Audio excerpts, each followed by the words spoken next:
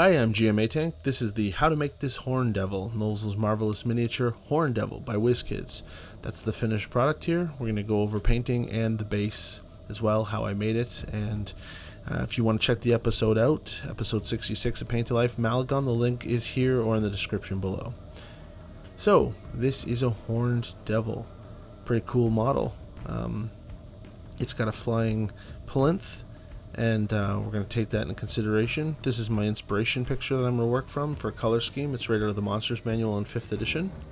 And here are the paints I'm going to be using in this project. They'll also come up the screen as they appear in the video.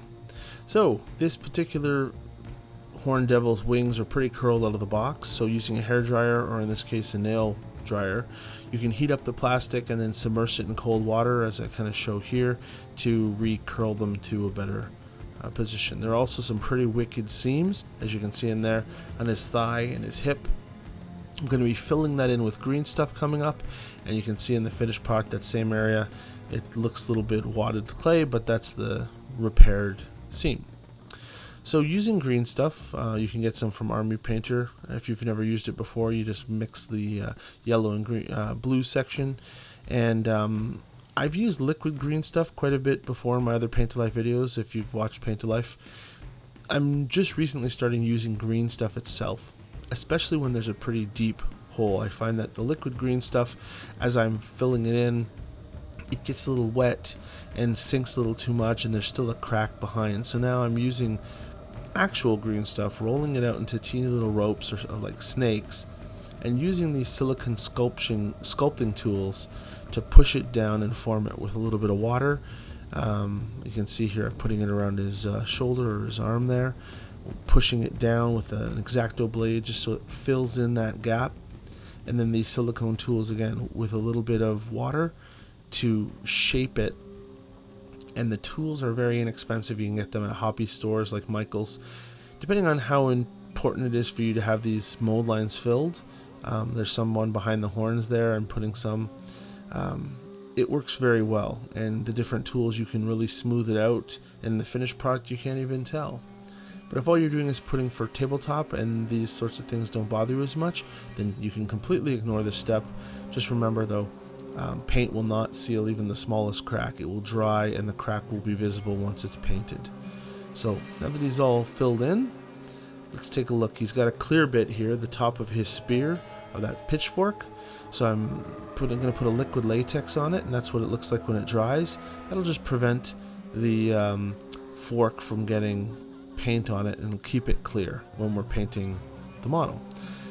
Green Stuff World has this really cool product called Liquid Mask. It goes on, like as you see there, like a minty paint.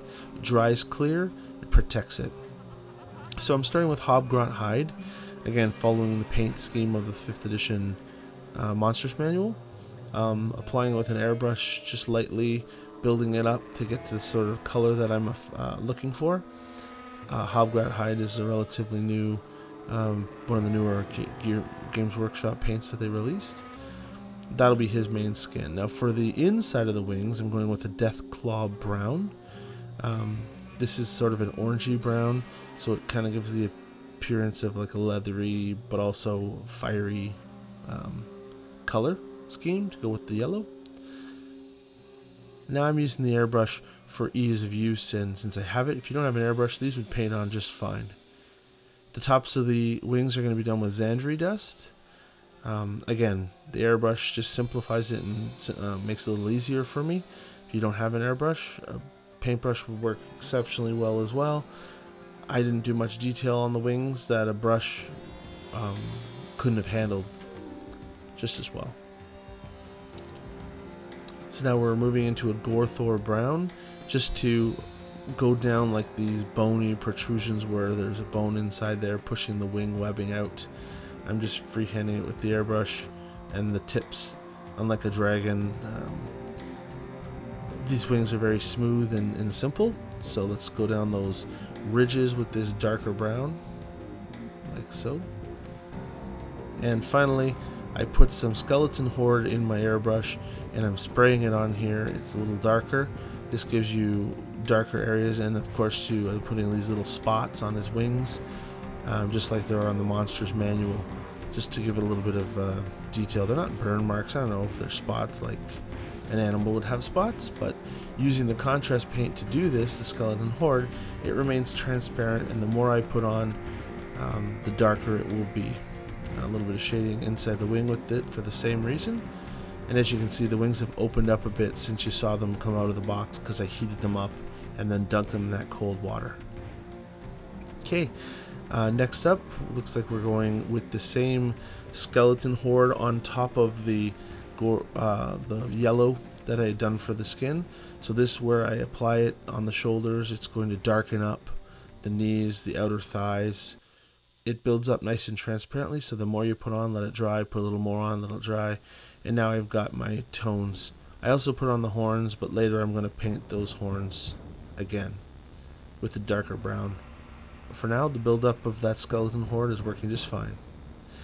So now layering with the Ushabti bone on top of the yellow, base and whatnot. It looks very stark like this, but when it dries, some of the darker color underneath came through, and it was just a good layering. I don't do as much layering as I probably should, but I'm not the best painter in the world. I just do what looks good. Using the same color on the back of the hands and the finger bones, any raised area I want to try and make kind of pop out with that color. Alright, now he's got this beard, and I'm using an Abaddon black. Way too intense. I'm going to paint over that later in the video. I thought it was a good idea, and the staff is going to get a black coat as well. But the beard, straight black, was far too flat. And later I'm going to go at it with a little bit of, I think, the Devil's base color with lots of water to it, to just bring out put a little more color into that black beard. For the eyes, I use Troll Slayer Orange as these little orange orbs, and then we'll touch it up for the pupils a bit later to make them pop. Anytime I have fiery creatures, doing an orange eye with a yellow pupil or a yellow retina and then a white dot for a pupil is a very cool glowing eye effect. Okay, so now Thondia Brown. This is the color I used to put a couple of the spots. If I had a regret on this particular mini, those spots are all the same size, because the brush that I'm using, it's just got a very fine tip, and yeah, Gorilla Glue. Gonna put this all together now, and this is where it starts to go wrong. Using a little bit of accelerant on the wings and Gorilla Glue in the hole, I assemble them. As I'm pushing down on them, the wings are starting to split at the seam, and they're not sticking very well. In fact, you can see I've messed it up, and the accelerant with the cryoacetylene glue, or the Gorilla Glue, has turned it into like a hardened cement. So now I'm scraping it off, and also because I'm doing this all the same night when I'm painting it, the wings are very susceptible to scratching and the paint coming off. So the more I'm handling it with the glue sticky hands, I'm actually peeling paint off. You can see the wings along the edges, anywhere it's rubbing against the paper towel, paint is actually scraping off. And I dry fit the wings earlier and there was no problem, but now trying to get them plugged in, it's like there was some gunk inside his back hole or something.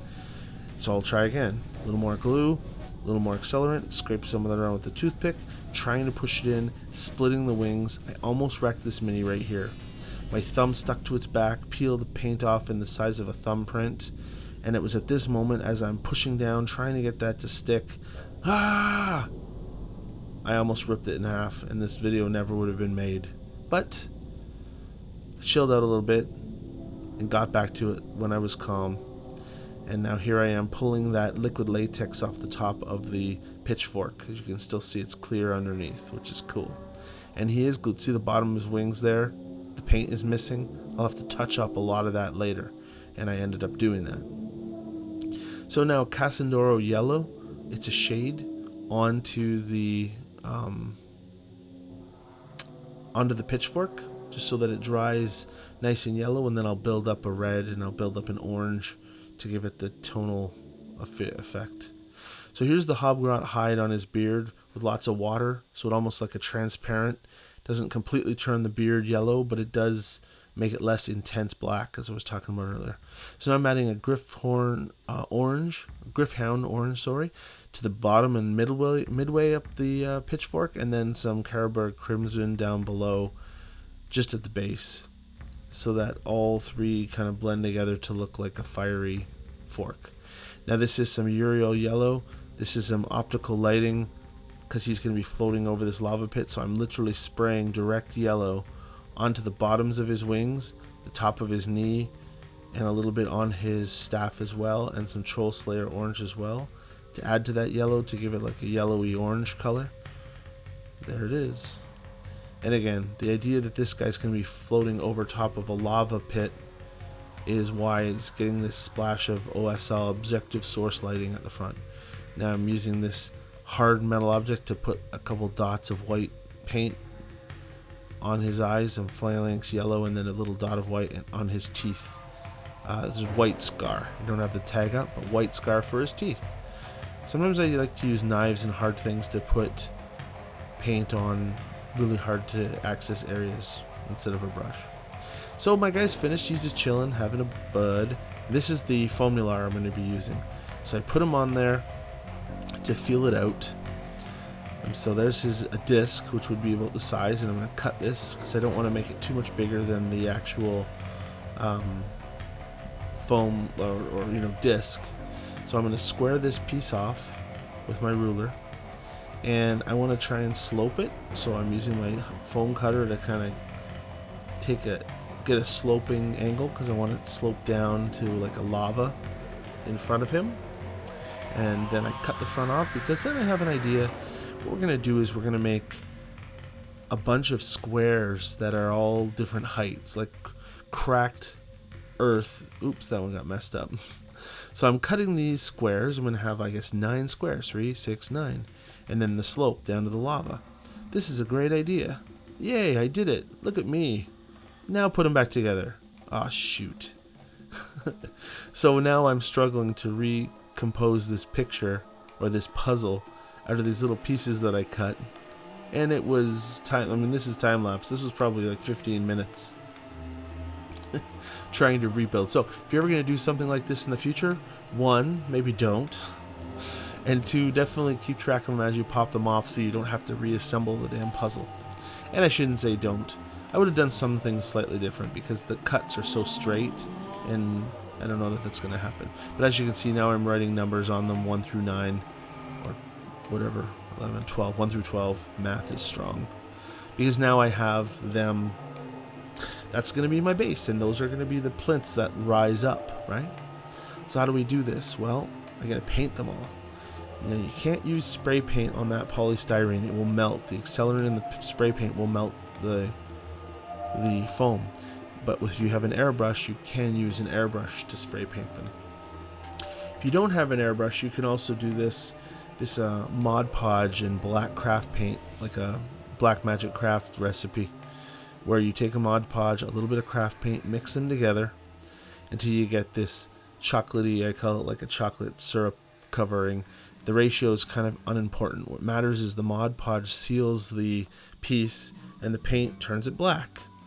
By sealing it, now I can spray paint it if I wanted to without worrying about the accelerant melting it. Although, the areas down below that aren't painted are still subject to getting melted, and that does happen to me from time to time. But as you can see in this case, I'm gooping this stuff on all over the place. Don't worry about the fact that it's too much. Try and keep it thin. You don't want globs to harden, and you're going to have these big weird drip marks. But, it doesn't matter if the bottoms are pink. What matters is that the entire foam is covered, so that if it does indeed get painted, it doesn't melt, and it's going to harden into like a crispy shell. And I'm painting up all 12 of these bricks. I'm painting them black. The idea is that down below, where the lava is hot, they're going to be really hot and yellow, and up at the top where it meets the sky, it's going to be cooler, so it should stay kind of black, including this base piece right here, which is getting the black treatment as well. So now that they've all been caramelized, so to speak, it's time to paint them. So using a yellow to start, everything down at the bottom is getting the phalanx yellow treatment. This is the most intense. I've stuck them all onto that ruler stick using the poster board adhesive, and that lets me paint them all from all angles using my airbrush. And you could use a brush as well. Now, I'm adding a little bit of Troll Slayer orange to that phalanx yellow and going to aim midway. Not so worried if I hit the bottom as well, but trying to keep the phalanx fresh at the bottom and this Troll Slayer orange about the midway mark. Next, I'm going to use a little bit of to water the paint down. I'm going to add some yellow ink. See how orange it looks in there? I've just added some Canadoro. That's spelled incorrectly. It's Casandora yellow. Should go back and correct that. I'm going to forget. Casandora yellow. It's a shade. It just makes the Troll Slayer orange a little more flowy for me and a little more yellow. And as I go, this isn't a great shot, but I'm hitting the bottom sides of my pieces. And now up to Corn Red. Corn Red is the red that I love that dries very dark and crimsony. So notice how close to the top the Corn Red is. A little bit splashing over top on top of the black, but definitely not spraying top down on the black. And what I'm left with are all these ketchup and mustard squares, as my wife would call them, yellow all the way through red. And there it is assembled in a block form. And as you can see, some of the pieces are going to be glued directly to that base. I want to tighten it up as much as I can so that seam is almost non-existent, because that seam does need to be there, but that first piece should connect and it should be pretty flat. Now I'm building out that one section because that's where the model is going to go. I've decided that's where his little flying plinth is going to go. So I'm going to glue it on to this disc like so. And once that hardens, we'll fill it out. Okay, so now I realize I want to have these different spikes be different. Well, not spikes. These different ground pieces to be different heights. Well, I could glue them tiered into position. The problem with the glue is then the ones at the back would be the highest, and there'd be space underneath them, and that didn't work when I was feeling it out. So what I'm using is Milliput here. Milliput is kind of like green stuff in that it's a 2-factor epoxy, but unlike green stuff, it's not nearly as expensive. You can get it online or from your friendly local gaming store if they sell it, and it dries like cement in like 4 hours. And by building up little hills using the Milliput, it's very inexpensive. Now I'm getting the effect where, see how these are rising up by building that little hole or that little hill. And I stack all my puzzle pieces in order. Now I see, oh yeah, see how they are, there's cracks and you can see down through the cracks. Yeah, okay, cool. This is what we're gonna do. So let that Milliput harden. Break the flying stand off of the base below, like this. Nope, but I will. Use the tool. Now we're gonna paint the Milliput to look like lava. These bricks are floating atop molten lava. This is hell. This horned demon Malegon, he comes from the 9 hells, and I want this to look like a hellscape. Not necessarily lava, but fiery hellscape. So I started with that and adding some white, which is going to make an off yellow or a lighter yellow as it all mixes together. And that's okay. The lighter the color, the hotter the heat. This is 90% of it's going to be completely obfuscated or hidden by the rocks above it, so don't you worry your little soul if it doesn't look great. The important part here is that you try and make it look like hot glowing magma down below. So as you can see, I threw some orange on there and spatter it away. I use my airbrush to blow it around, and now some corn red on top. This is my lava river. I've done lava rivers before for Zariel, etc. And as you see, as I'm adding the red and then the Troll Slayer orange, and I'm wet blending them and adding the Ariel yellow, and they're blending. But the more I try to make it look like lava, the more frustrated it's making me.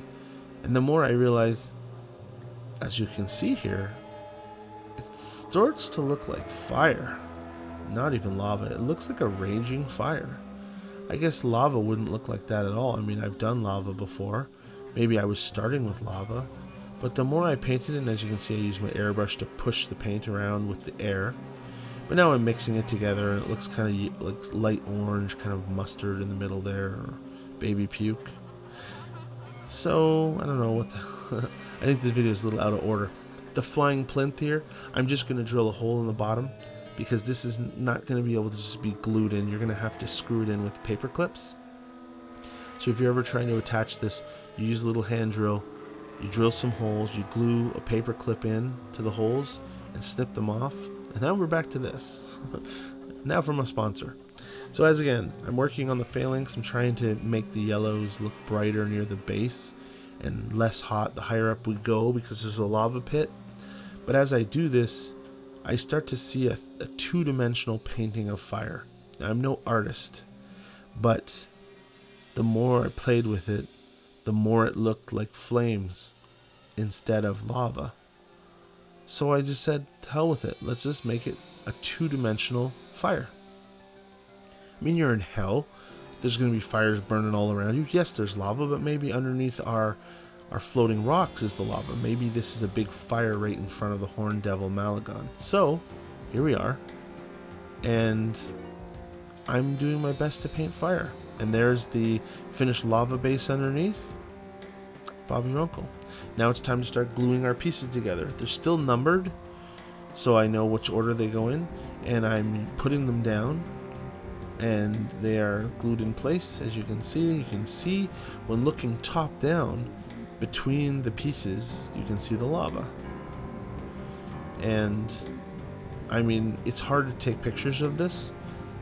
Some of the finished products, you won't necessarily see this, but in person it looks cool, because each one of those pieces, like you see in my puzzle there, when they are all close together, they look like they're hot at the bottom and cooler on the top, just because of the gradient of the paint. And I really was pretty happy with the way it turned out. So here's just pictures of me thumbing around some happy little lava rocks. Don't they look like fun? They were fun.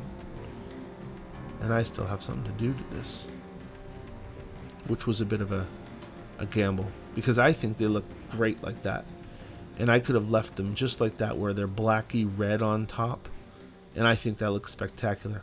Of course I didn't, because it's paint to life. We just try things and see how they go. Sometimes you win, sometimes you lose. If that was my finish, if I could go back and kept it, I think that just looks really hot and lava-y with the black and red on top. And so yeah, that's what we did. And I hope, let me know in the comments below what you think of that. Now you can see that's where he's going to go, so I push it in there with the paper clips so I know where it's going to go, and I remove it. And now onto the Martian Iron Earth. This is a technical paint from Citadel. The thicker you put this on, it's like mordant earth. I've used this before. It's a crackle paint. The thicker you apply this, the more crackles you're going to get. I've never used this paint before. Admittedly, I don't do much Martian Iron Earth. I use mordant earth because it's black, and I use the one that dries like sand colored. This is an odd color, perfect for a hellscape. And I figured wherever it cracks, that cool dark red stone would shine through. And I'm not wrong. And then I pushed down towards, this is where I would get in close to the lava, and this is about when I realized, you know what, don't paint over that fire and make it lava, leave it as fire. That's why it kind of has a hard edge there. But I'm going through making sure I've applied lots so it cracks. When you're putting it on, make sure you apply lots right away. Don't put some on and then add more. I find it doesn't give you the nicer cracks. Put a big lump on and let it crack for you. You can see in my test here what I was aiming for. See how it dried? That's a weird picture, it's offside, but there it is. See that? Dirty. And see how thick it is on my example? Yeah. That's what it'll look like. And there's my buoy. And it's now time to dry. So it's dried, and I'm going to take a little black, and I'm going to dry brush black paint to try and, I don't know. I would probably not have done this a second time. I didn't need to. A little bit of black, but it's also a vermilion something dry brush. I'll figure that out later. Now I'm putting the black on. You see? I don't know. Just kind of smokied it up a bit. Vermihide was the dry brush before this black stuff. It's very similar to the Martian Iron Crust. But the black, whatever. Now these are battlefield rocks. Okay, they're little pieces of ground up cork, and I'm adding some Carroburg Crimson shade to them. I'm letting them soak overnight to turn them kind of red, because I want to use them as rocks on the hellscape, but I don't want to put brown rocks from the hellscape. So no, what we're going to do is the next day a little bit of tasty white glue for some dots. Admittedly a little too symmetrical, if you might notice. Probably could have done better randomizing the placement. But I'm putting these red pieces of cork, which have soaked up the Carroburg Crimson, including some small rocks as well. Like, I'm putting those rocks all in place, and they've all been stained to be purpley red based on the Carroburg Crimson, because they're hell rocks, and I don't want them to be little specks of brown. No, I want them to be red. But it was messy. You can see I put them on parchment paper, because, you know, you're soaking them. Lots of this white glue. You can use a hot glue gun if you're in a rush and you don't want to wait for the white glue to dry. And the white glue dries clear, but there were some areas where it looked bubbly and I had to deal with it later. But it was a good start to the base. Now, this stuff is from Green Stuff World. This is just like the moss. I've got some that's fall colors. The brown in particular is the one I'm using here. It just looks very helly, like a hell bush. Now I'm doing a project right now for Wiccan's Wicked Reptiles, and I was printing him the vertebrae of a snake. As you can see, I broke one and I had a piece left over. So that's a 3D printed viper skeleton. But I said, hell, look at those ribs. Look how cool that looks. Again, it was going to be coming out of the lava, but now it's just in front of the flames. So can't really recommend where you're going to find ribs like that on your own. But I can tell you where you can find some skulls. Citadel has an amazing box of skulls, including this. Not only do they have human skulls, which I use all the time, but they have demonic looking skulls, which I never get to use until I'm in hell.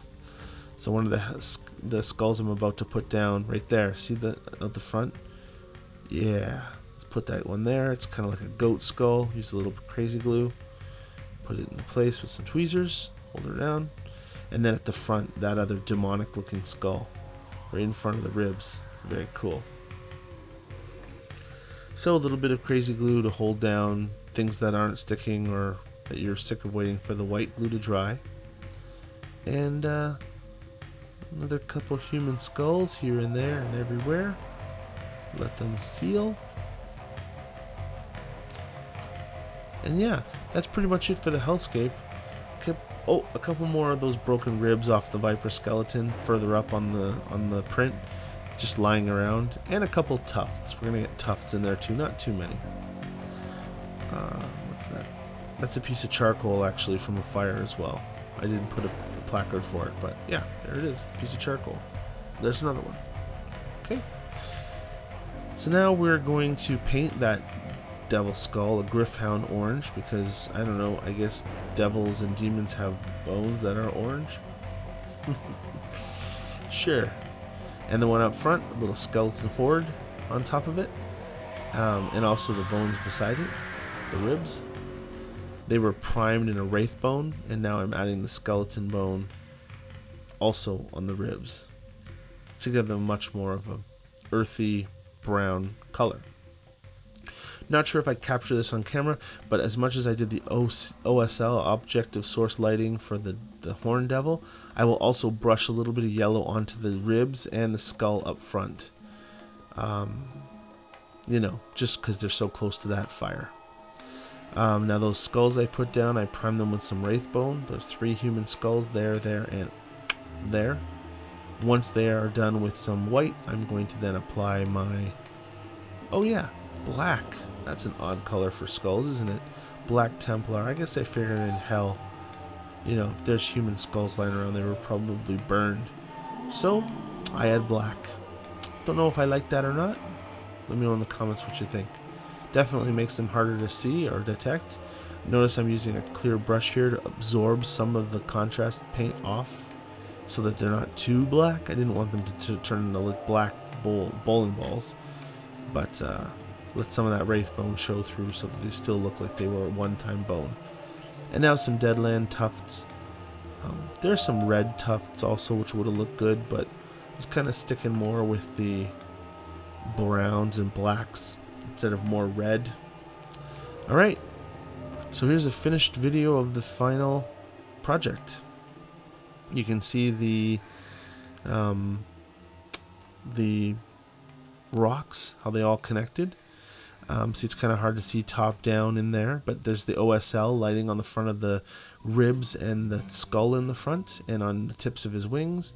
I really like the way the trident turned out, his pitchfork. His horns got a little attention of Thondia Brown as well.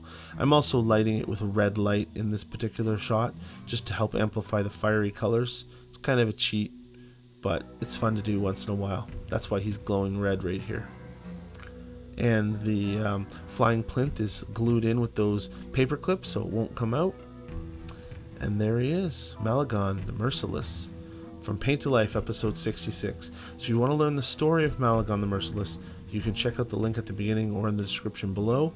Watch the story video and find out just what's all about this particular devil. And a couple more still shots to round us out. A couple close-ups of the cracks in the floor from the other side. The tufts making a hellscape Malegon head-on. My two-dimensional fire and a three-dimensional model.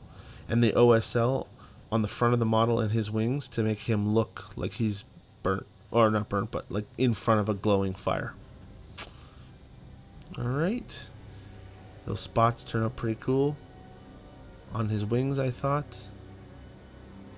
Spots on his body could have been a little more, whatever. Anyways, folks, that's it. I'm GM Atank. I hope you liked this edition of Paint to Life, Painting with Commentary. Leave a like, comment in the blah, blah, blah below. I appreciate you guys. Thank you very much. Wash your hands, people.